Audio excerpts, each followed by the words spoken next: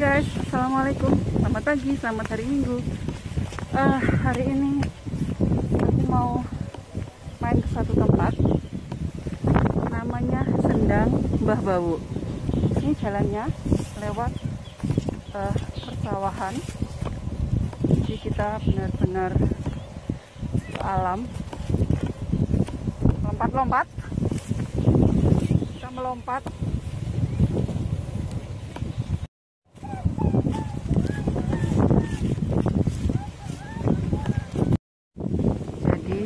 Bacanya Banjarwuhan. Yang bisa membantu untuk irigasi di sekitar 5 dibangunkan. Ini juga termasuk tempat cakra sebenarnya gitu. Kalau nanti sejarahnya nanti bisa, ini sekilas terkait dengan Sendang Mbah Bawu ataupun Wonomadya. Lebih jelasnya sebenarnya kampung Wonomadya. Ikonnya Bawu ini karena di FDTR memang sudah masuk di dalam rencana detail tata ruang wilayah untuk kecamatan Sendang. Ini sekilas karena kita nyantai, mungkin ada yang perlu teman-teman sharingkan, tanyakan terkait Wonomadya. Kalau nama lebih spesifik itu munculnya itu Wonomadya-nya. Wonomadya. Iya.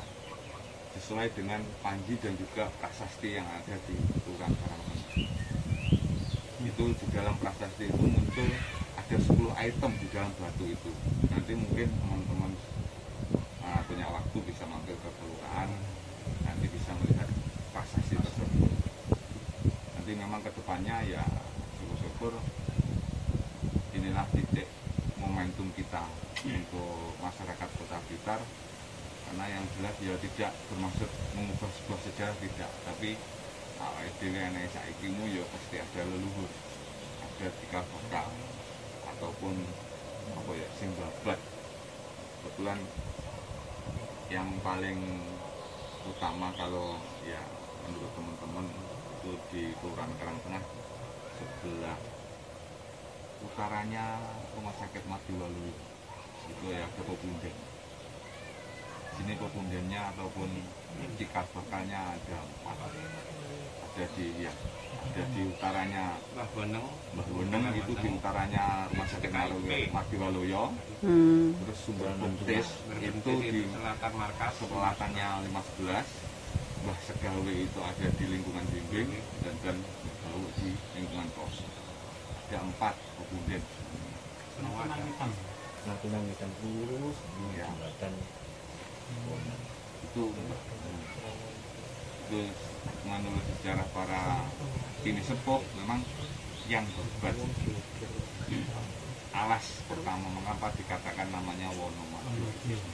Masih alas lewang-lewung sing berbat sampai ya menurut cerita ya cara wong Jawa itu wani diuduk nih uripe tinggi golek sumber. Akhirnya banyak sumber yang ada di Karangtengah ini. Kan sumber yang ada di lingkungan Karangtengah sebelah makam umum itu juga bagi masyarakat yang masih punya kepercayaan yang adiluhung itu tetap diuri-uri. Kalau wong tani itu biasanya mau istilahnya mengharap pagi pertama itu mesti susuk wakan kawin kirim dawa dan sebagainya itu masih sedekah bumi bahasanya. Nama Wonomadya itu memang cenderung Jawa. Makanya Jawa benda hilang Jawa ini ya adewe gelem nggak gelem ya jadi wong Jawa. Kudune ya kudu paham isi budayanya. Konteksnya itu memang benang merahnya kita menjaga nilai-nilai luhur ini, budaya yang ada di leluhur kita itu yang paling utama. Ada lagi di tengah sini jumlahnya beberapa. Jadi yang pertama yang sendiri itu kampung karena ada tulisannya di sini juga kampung gitu. Ya untuk setelah itu diteruskan oleh putrinya sekali. Makanya yang dinamakan Mbah Bawu itu dulu sebelumnya dinamakan sesuai dengan yang ditemukan di sini dinamakan cukup Banjarwuhan. namanya orang Jawa itu dari awalnya yang betul itu Banjar Wuwuan, lama kelamaan jadi Wuwuan. Wuwuan lama-lama digampang ini kan tahu kan. Jadi dari pada nama itu tadi Nyun Sewu memang agak saru dia oleh orang banyak. Tapi kalau kita kembali, kita pun lahir di dunia itu kan juga lewatnya itu.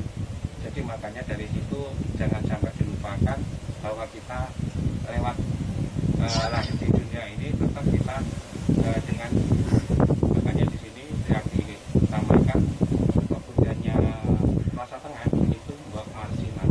Jadi kalau tercatat di prasasatinya itu sebenarnya dikatakannya dua orang, makanya kemarin sebelum sampai pembangunan ini sejarahnya pun kita juga menggali dasarnya dari yang di sini dulu bahasanya apa yang digemari dan yang diperbolehkan apa. Nah dari situlah makanya beliau juga menyarankan kalau mau dibuka atau kita harus kembali ke yang lama, gerak lawas itu. Jadi jangan sampai kita menghilangkan yang ciri khas lawas. Makanya sampai sekarang kemarin secara simbolis kita buat satu ikon kecil ini. Kalau bapak-bapak mungkin adik-adik mas-mas ini bisa memperhatikan bangunan ini kan yang namanya besokok bulunya juga ada di 4 pilar ini, dan pawang pilihnya juga ada, sampai pelabuhannya itu sampai menyekat itu. Itulah ciri khas orang Jawa itu yang dinamakan juju atau namanya yang ada sekarang itu limas itu. Makanya kita awiti dari mulai pembangunannya pun kita ke yang model lama dengan atap sirap dari kayu ulin sampai pembangunan sampai dengan lantainya pun maunya hanya jati, karena menyinkronkan simbol prasasti di Karangtengah itu daun jati, Pak. Maka daun jati 3 lembar itu sebelum ini nanti dijadikan wisata kemarin sudah kita bawa dalam bentuk ciri khas membatik kita. Makanya yang saya pakai ini ciri khas bahan, mungkin kita sudah bisa melukiskan ceritanya Wonomadya itu apa saja. Nah dari yang paling spesifik yaitu daun jati, dari ciri khas Wonomadya di batik kita pun itu daun jati. Jadi nanti di belakang sudah ada daun jati dengan yang filosofinya pembundian sini itu dulu dengan simo atau macan putih, gitu. Ada yang berupa naga itu yang berapa tempat itu. Kalau mungkin adik-adik secara spiritual memang ada yang dulu tuh punya pengeram-eram atau kodam yang dinamakan sekarang ya seperti itu. Makanya kita filosofikan dalam bentuk wujud batik. Dan ciri khas batiknya pun juga menuju ke ciri khas Wonomadya yaitu daun jati.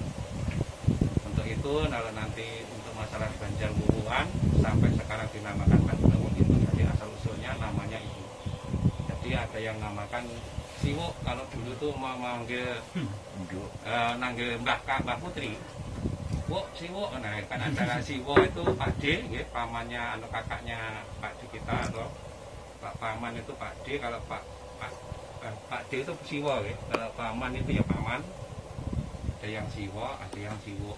Jadi makanya di sini dulu berhadapan untuk yang namanya asli reaksi ini dulu itu untuk tempat istilahnya meditasi untuk menyucikan diri. Kalau lalaku di sini dulu suruh tumpung. Jadi tumpung, ada yang laku tumpung, ada yang laku mandi. Tempatnya di sini setelah bersih, dan beliaunya didadar oleh eyang di sini.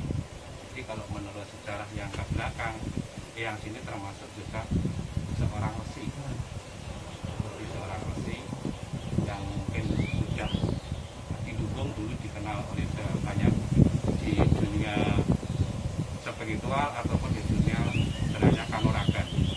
Untuk itu sebenarnya jauh lebih dalam nanti ada sejarah yang namanya eyang Panji ada di sini gitu. Panji nanti akan bisa lebih, kalau mungkin ada lebih waktu yang lebih baik lagi bisa dipelajari sejarah pemakaian panci itu bagaimana di masing-masing lokasi. Makanya tadi saya tambahkan yang satu sampai jiwa raganya atau istilah hidupnya ditaruhkan untuk supaya keluar sumber di Karangtengah lebih banyak dan dikabulkan sampai sekarang. Makanya sampai di sini yang sumber itu tadi salah satunya yang di Mbah Boneng itu tadi. Kenapa dinamakan Mbah Boneng? Karena dia sampai kuningnya itu jiwa raganya dihidupkan, dia menggali sumur dengan berdoa dan ditaruh itu sampai meninggal di dalam sumur. Ini untuk sebagai contoh, kemarin pas ketepatan ada daun tambahan dan bisa dialokasikan ke sini. Sebelumnya sebenarnya PPMK pun kemarin juga akan diarahkan sini dalam tahun 20 karena di dalam tahun 20 ada pandemi. Jadi nggak jadi dibangunkan jalan, sebenarnya sudah ada jalan yang mengarah ke sana dengan bangunan itu, tapi nggak bisa jadi. Tapi untuk daun tambahannya nggak bisa hilang, tetap kita wujudkan dalam bentuk ini. Jadi kita sinkronkan dari kelurahan biar bisa mendukung wisata kita. Mana dana yang bisa meluncur ke sini kita arahkan yang tepat.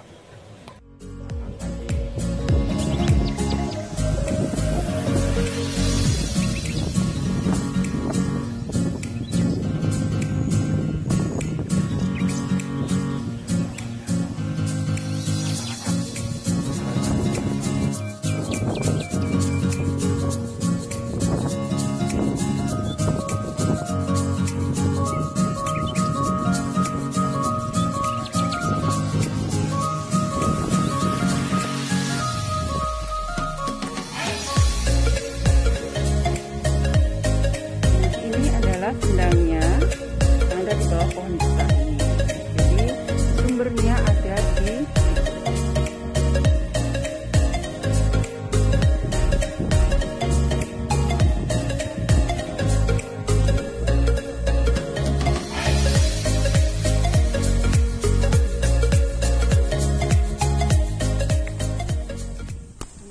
guys. Sekarang kita mau melihat bagian bawah itu ada apa aja. Yuk.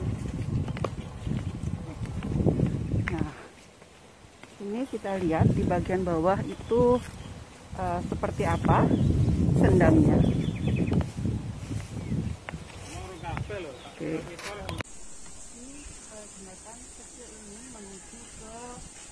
Jembatan kecil ini menuju ke Sendang. Jadi ini adalah jalan menuju ke Sendang. Nah, kenapa jembatannya kecil? Cukup hanya satu orang supaya kita antri melatih kesabaran. Nah di sini, sebelah sini kita juga bisa mancing. Ini ada bapak yang mancing nih. Ikannya apa pak di situ pak? Pak, sudah dapat ikan pak? Bapaknya konsentrasi ya Allah guys. Oke sekarang. Nah ini adalah sendang atau sumbernya. Ada yang mancing.